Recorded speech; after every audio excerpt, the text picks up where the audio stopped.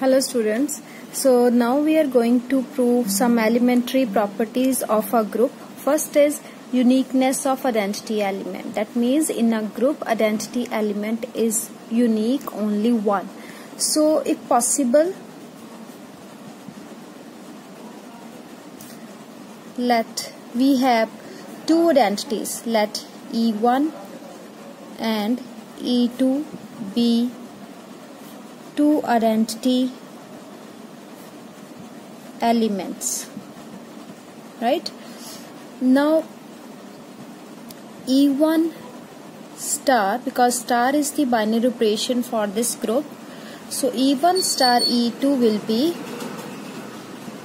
what this will be. If we consider E1 is identity, we are taking E1 as identity element, then the answer will be E2, because E1 is identity. It is not going to change the value when it is operated with any other element. So similarly, E1 star E2, if we consider E2 as identity, what will be the answer now? Because E2 is identity, now the answer will be E1, because the property of identity element is this, कि when we operate it with any of the element remains same, whether we operate it on left hand side or on right hand side. So firstly we consider E1 as identity element, E2 is any element, so the answer is E2. In the second we consider E2 as identity and the answer is E1, right? But these two things both are equal and left hand sides are equal, so therefore right hand side is also equal. So we name it as number 1, number 2.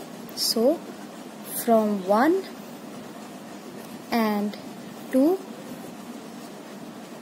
E1 is equal to E2.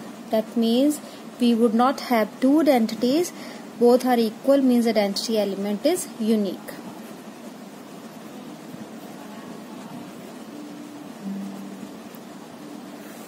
Right? Similarly, we have to prove uniqueness for inverse.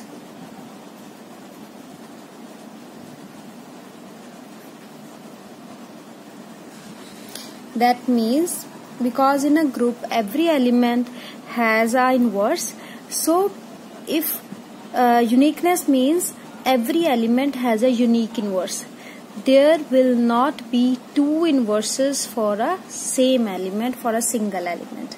So for this, consider A be any element from the group and E be the identity element, right? Now because in a group every element has inverse, so if possible we have to prove that there is only one inverse. If possible we take two inverses of A. So if possible, let B1 and B2 be two inverses of A. So what is the property of inverse? Inverse means when we multiply it with the element we get identity, whether we multiply it on the right hand side or on the left hand side, right? Because B1 is inverse.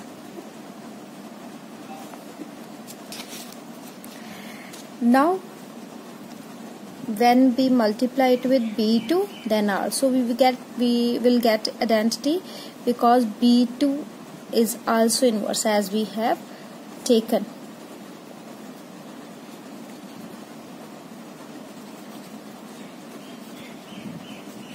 Right? Now consider this thing. To prove this, we have, so now consider B1, which is B1 into E. We can write it like this because E is identity, it is not going to affect B1. Now the value of E we write from here, it is A into B2. right? Now by associative law we can change the bracket. So we put the bracket around the first two entries. And what is B1 into A? B1 into A is E. And E into B is B2. E into B2 because E is identity. So it will be B2. What we get ultimately is B1 is equal to B2. That proves the uniqueness of inverse. Now our next property is cancellation law hold in a group. So we have this group G with binary operation star on it. So what are the cancellation law? We have two cancellation laws, left and right. What is left cancellation? Left cancellation means if we have A star B is equal to A star C, so A is on the left hand side on both the terms, so A cancel with A and we get B is equal to C. This is what we have to prove. We need to prove this. Similarly, right cancellation means A is present on the right side and this will cancel and we get B is equal to C. So both these things we will prove here. First of all, we take these three elements A, B, C from a group G. Because G is a group, so every element must have its inverse. We let A inverse be the inverse of A and E be the identity element. Now we consider this side because we will prove B is equal to C considering this result. So A star B is equal to A star C. We have taken this. Now pre-multiply both sides by A inverse because A inverse is the element of G. We multiply it with both sides. So after this we just use the associative property which also hold for a group. So we change the bracket here on both sides. We change the bracket now. So what is A inverse into A? It is identity. And this is also identity. And when some element is separated with identity, that element remains same. So we get B is equal to C from considering this. Similarly, the other part you can do well because in this you have to post multiply by A inverse. Pre-multiply means you have to put A inverse before the bracket and post multiply means you have to operate with A inverse after that bracket. So that proves the cancellation law. So our next question is very important theorem. A semi-group in which both equations, these two equations, have unique solution is a group. So we already have a semi-group. That means we have the closure property and associative property already in the semi-group. What we have to prove? We have to prove two properties, identity and inverse. Right? For these two properties, first of all we take G be a semi-group in which Ax is equal to B and Y is equal to B have unique solutions. Right? Now consider for identity element because we have to prove two things, identity and inverse. Firstly, let us consider for identity the equation Ax is equal to A. Because this equation have solution in G means we have some value of x which satisfy this. But for the identity element we have taken B as A. Right? So if we take B is equal to A, this is the equation and consider this equation. So this has unique solution in G means there exists some value of x, let it be E in G such that A is equal to A. So this gives us the first result, A is equal to A. Right? Now consider the second equation. What is given in second equation is Y is equal to B. Right? We multiply both these sides by E. Right? Now associative property is true here, so we can interchange this bracket, and here it is B into E. So what is A into E? This is the result we are going to put here, YA, because A into E is A, is equal to BE. What is Y into A? Y into A is B. So B is equal to BE. What does it show? BE is equal to B. That means E when operated with A or E when operated with B, it does not change. It is not changing the answer. The element remains same. It means E is the right identity, because it is working as a right identity, because it is multiplied on the right side and giving us the answer. So now for the left identity element, we consider the second equation. We have started from here for the right identity. For left identity, we will start from the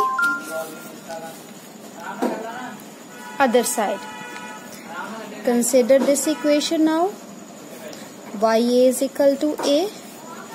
Now this have solution in G, means there exists some E dash in G such that E dash into A is equal to A, because solution, so solution means some value Y which satisfy this equation. Let this value be E dash, which is satisfying this equation. Now for the second equation, which is AX is equal to B, if we multiply both these sides by E dash, so E dash into AX is equal to E dash into B. Now interchanging this bracket because of associative property, we interchange the bracket here. E dash into A is A, AX is equal to E dash B, and what is AX? AX is B, so B is equal to E dash B, means you can now write this result, and now E dash into B is equal to B. So E dash is acting as a left identity. So E dash is left identity, right? Because on the left hand side it is written and it is working as an identity element, so it is left identity. Now we will prove that both these are equal. For this, just consider a simple thing, that E dash and E, when we multiply these two, and E dash is left identity. Left identity means if we multiply it on the left hand side, we get E as answer, right? Now E dash into E, when E is right identity, that means we will get E dash as answer. But the left hand side of both the equation are equal, therefore right hand side are also equal. So left identity is equal to right identity. Therefore identity element exists in G, right? So this is the existence of identity that we have proved. Now for the inverse, to prove the existence of inverse, so what we are given, we have been given that a semi-group has these two equations soluble in it, right? So for existence of inverse, we consider the equation AX is equal to E, because A and E are two elements from G. Existence of identity we have right now proved it. So AX is equal to E has solution, means there exists some value A dash in G such that A into, in place of X we are going to put its solution, A dash is E, right? Similarly, if we consider the equation Y is equal to E and its solution be A dash, A double dash, because A dash we have already taken, so such that A double dash A is E, right? So just replacing X and Y, A and A double dash, which are solutions of these two equations. Now these things are the inverse. For the inverse, we have to prove A star B is equal to E, where B will be the inverse of A. So we can see that A and A dash is E. Similarly, A double dash into A is E. So A when operated with A dash and A double dash is giving us identity. So if both these are equal, then we will prove that the inverse exists, because inverse act both left hand side and right hand side of an element. So let us consider A double dash. So A double dash into E. What is this? A double dash into E is A double dash only. And what is A double dash into E? So we are going to put the value of E from here, which is A into A dash. So after changing this bracket because of associative law, we get A double dash into A, which is E. E into A dash is A dash because E is an identity element. So here we use the associative property and here we use the identity property, and what we get is A double dash is equal to A dash, which means inverse exists and is unique. Inverse is always unique. So for the semi-group in which both these equations have unique solution is a group, because a semi-group already have these two properties, closure and associative. Now we have proved the identity and inverse, so which implies G dot is a group.